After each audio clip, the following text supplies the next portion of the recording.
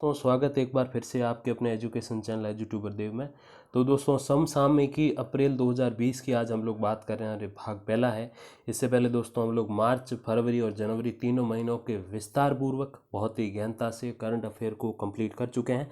अगर वो वीडियोज़ आपने नहीं देखे हैं तो उनके लिंक जो है मैं डिस्क्रिप्शन में दे दूँगा, वहाँ से आप ज़रूर देख लीजिएगा। दोस्तों करते हैं इस पहले पार्ट को शुरू। दोस्तों सबसे पहला क्वेश्चन है, संसद द्वारा खनिज पदार्थ कानून संशोधन विधेयक 2020 कब पारित किया गया? 10 मार्च 2020, 12 मार्च 2020, 14 मार्च 2020 या फिर 20 मार्च 2020। तो दोस्तों खनिज पदार्थ कानून विधेयक जो है ये पारित किया गया 12 मार्च 2020 को। इसमें क्या है दोस्तों, लोकसभा द्वारा 6 मार्च 2020 को पारित इस विधेयक के अंतर्गत कोयला और खनन क्षेत्र में प्रत्येक प्रत्येक विदेशी निवेश, यानी कि प्रत्यक्ष विदेशी निवेश है दोस्तों, प्रत्येक नहीं है, ये प्रत्यक्ष पढ़िएगा आप, प्रत्यक्ष विदेशी निवेश यानी कि एफडीआई बढ़ेगा, जिससे भारतीय अर्थव्यवस्था जो है वो मजबूत होगी। तो दोस्तों इससे क्या है कि जैसे फॉरेन की जो कंपनियां, जैसे अपने अपने ऑटोमोबाइल सेक्टर में देख लीजिए आप, फॉरेन की जो कंपनियां जैसे फोर्ड हो गई, ठीक है, फोर्ड हो गई, hyundai हो गई, तो ये फॉरेन की कंपनियां हैं। अभी जैसे हो गई किया मोटर्स हो गई,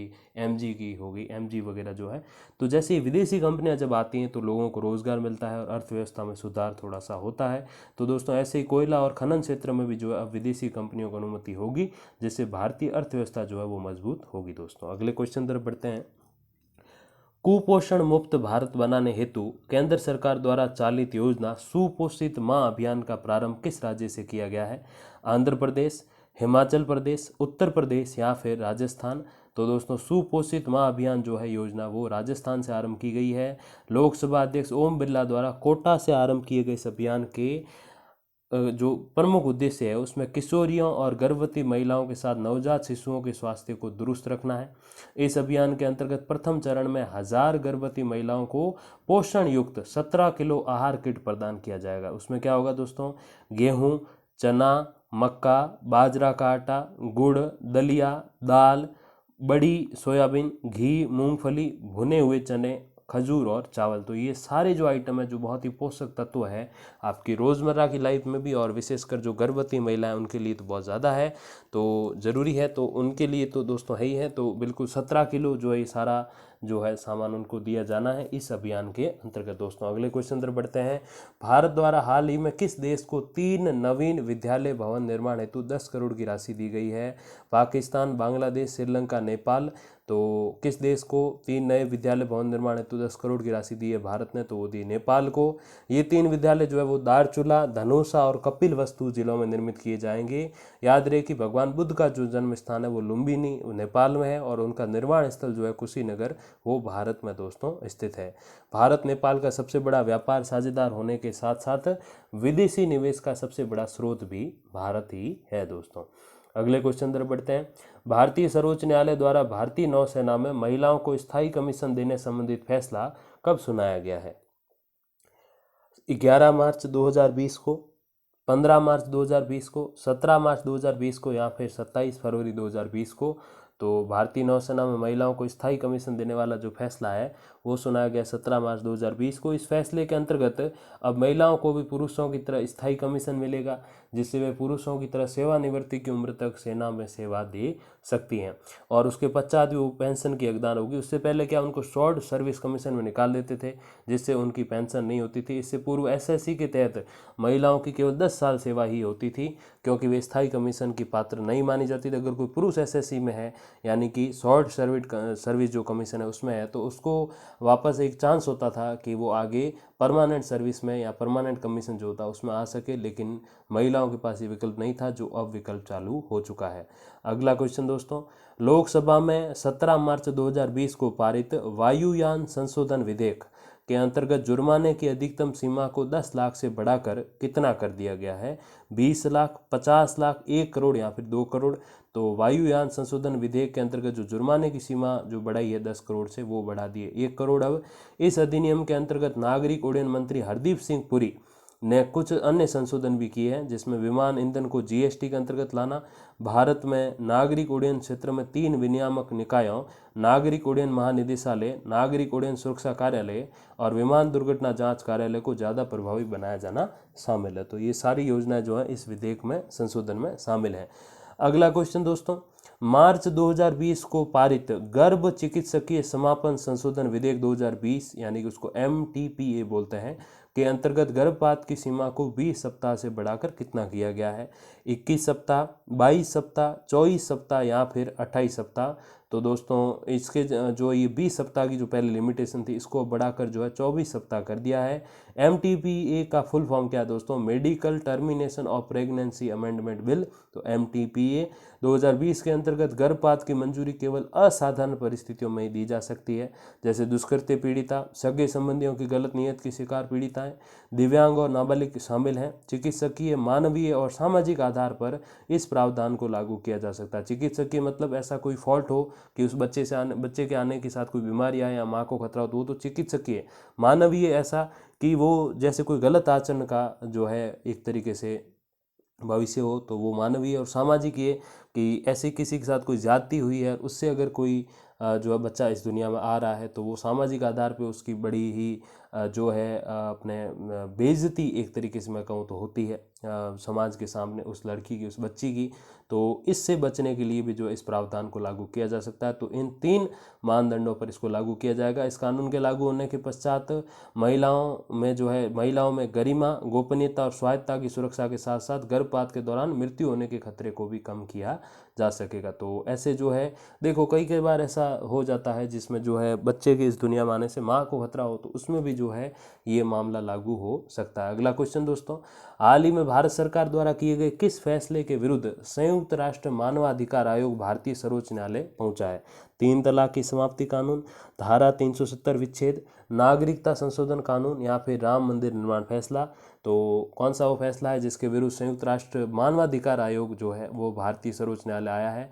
तो वो है दोस्तों नागरिकता संशोधन कानून, सिटीजनशिप अमेंडमेंट एक्ट जो है CAA जिसको बोलते हैं। उसमें इस मामले पर विदेश मंत्रालय ने स्पष्ट किया है कि ये मामला पूरी तरह से भारत का आंतरिक मामला है और इस पर किसी विदेशी पक्ष को भारतीय संप्रभुता से जुड़े मामलों में अदालत जाने का अधिकार नहीं है। तो भारत का आंतरिक मामला है साहब। आप संयुक्त राष्ट्र संघ भी हैं तो आप इसमें बीच में नहीं आ सकते।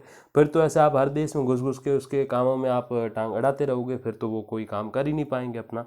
तो बिल्कुल उसमें मनाही हो गई साफ। अगला क्वेश्चन है, अमेरिकी संस्थान फ्रीडम हाउस द्वारा हाल ही में 195 देशों की फ्रीडम इन द वर्ल्ड 2020 नामक एक रिपोर्ट जारी की गई, जिसमें भारत को कौन सा स्थान प्राप्त हुआ है? 100वां, 145वां, 55वां या 83वां?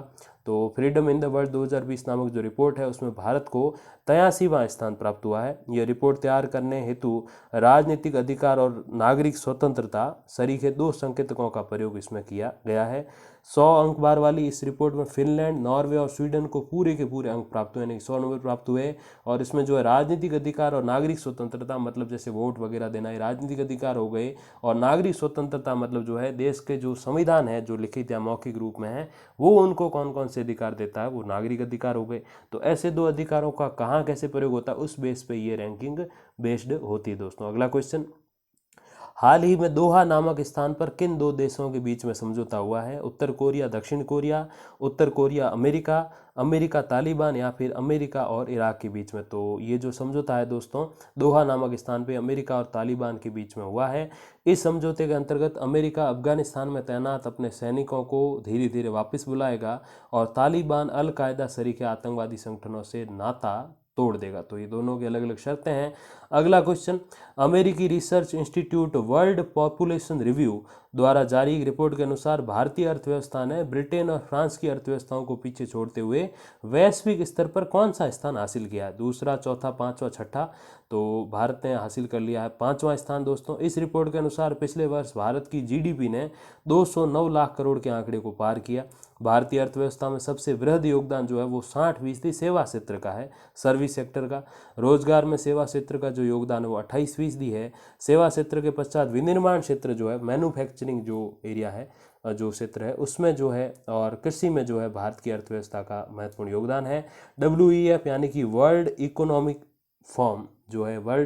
फोरम जो है उसके अनुसार भारत की सकल जो घरेलू उत्पाद है यानी कि जो GDP है, जीडीपी द्वारा की जो है 2019 में की गई वृद्धि पिछले जो है 25 वर्षों की सबसे अधिक वृद्धि है। तो पिछले एक साल में जो वृद्धि की गई है भारत की जीडीपी द्वारा, जिसको सकल घरेलू उत्पाद बोलते हैं, WEF वर्ल्ड इकोनॉमिक फोरम ने ये रिपोर्ट दी है कि उसमें 25 सालों की सबसे अधिक ये वृद्धि है दोस्तों। अगला क्वेश्चन, अमेरिकी शोध संस्थान ग्लोबल फाइनेंशियल इंटीग्रिटी यानी कि GFI द्वारा 3 मार्च 2020 को जारी रिपोर्ट के अनुसार व्यापार के जरिए काले धन को सफेद करने के मामले में, जिसको मनी लॉन्ड्रिंग बोलते हैं, उसके मामले में 135 देशों की सूची में भारत का कौन सा स्थान है? पहला, तीसरा, पांचवा, नौवां। तो भारत का स्थान है दोस्तों तीसरा, जो कि बहुत बुरी बात है। इस रिपोर्ट के अनुसार भारत में व्यापार के जरिए मनी लॉन्ड्रिंग यानी कि काले धन को गलत तरीकों से सफेद करने की गतिविधियों में अनुमानित 83 अरब डॉलर की टैक्स चोरी की जाती है। इस रिपोर्ट में गैर कानूनी तरीके से धन प्रवाह, भ्रष्टाचार, मादक पदार्थों की बिक्री और अवैध हथियारों की तस्करी शामिल है। इस सूची में चीन और मैक्सिको क्रमशः प्रथम और द्वितीय स्थान पर आते हैं। अगला क्वेश्चन दोस्तों, 4 मार्च 2020 को कैबिनेट द्वारा सार्वजनिक क्षेत्र के कितने बैंकों का विलय करने की योजना बनाई गई है? 4, 10, 20 या 5? तो दोस्तों ये जो है टोटल 10 बैंकों का विलय करने की योजना बनाई गई। इसमें 1 अप्रैल से ये विलय होगा दोस्तों प्रभावित। इसमें पंजाब नेशनल बैंक में ओरिएंटल बैंक और बैंक ऑफ कॉमर्स तथा यूनाइटेड बैंक ऑफ इंडिया का विलय किया जाएगा, जिससे देश का दूसरा बड़ा बैंक बन जाएगा। फिर केनरा बैंक के साथ सिंडिकेट बैंक का विलय किया जाएगा, जिससे देश का चौथा सबसे बड़ा सरकारी बैंक बन जाएगा। फिर दोस्तों तीसरा विलय जो है वो आंध्रा बैंक और कॉरपोरेशन बैंक के साथ यूनियन बैंक का विलय किया जाएगा, जिससे देश का पांचवा सबसे बड़ा बैंक बन जाएगा। और फिर इलाहाबाद बैंक और इंडियन बैंक का विलय करने के बाद ये देश का 7वां सबसे बड़ा सरकारी बैंक बन जाएगा। इससे दोस्तों बैंकों के विलय से ग्राहकों को वृहद सुविधा स्तर तो मिलता है, यानी कि वाइड नेटवर्क तो मिलता ही है, क्योंकि हर जगह कहीं कौन सा बैंक है कहीं कौन सा, सारे एक हो जाएंगे तो अच्छी बात हो जाएगी। उसके साथ साथ कम जोखिम, यानी कि कोई एक बैंक डूब भी जाए तो कोई प्रॉब्लम नहीं कि 2-3 बैंक साथ में होंगे। वित्तीय समावेशन, ऋण स्तरों में वृद्धि और सरकार पर पड़ने वाला सार्वजनिक बैंकों के वित्त पोषण का भार भी कम हो जाता है, क्योंकि सरकार को जो पैसों का जो संतुलन है, जो फ्लो है, मनी फ्लो जो है वो बनाए रखना होता है। तो अगर ऐसा होगा कि बैंकों की संख्या कम हो जाएगी और बैंक एक होकर काम करेंगे तो मनी फ्लो भी सरकार को कम रखना पड़ेगा। अगला क्वेश्चन, 4 मार्च 2020 को लोकसभा में पारित विवाद से विश्वास बिल संबंधित है? NRC विवाद से, धारा 370 विवाद से, प्रत्यक्ष कर माफी योजना से, या फिर प्रतिपक्ष द्वारा लाए गए अविश्वास प्रस्ताव से? तो लोकसभा में जो पारित है विवाद से विश्वास बिल जो दोस्तों वो है प्रत्यक्ष कर माफी योजना से संबंधित।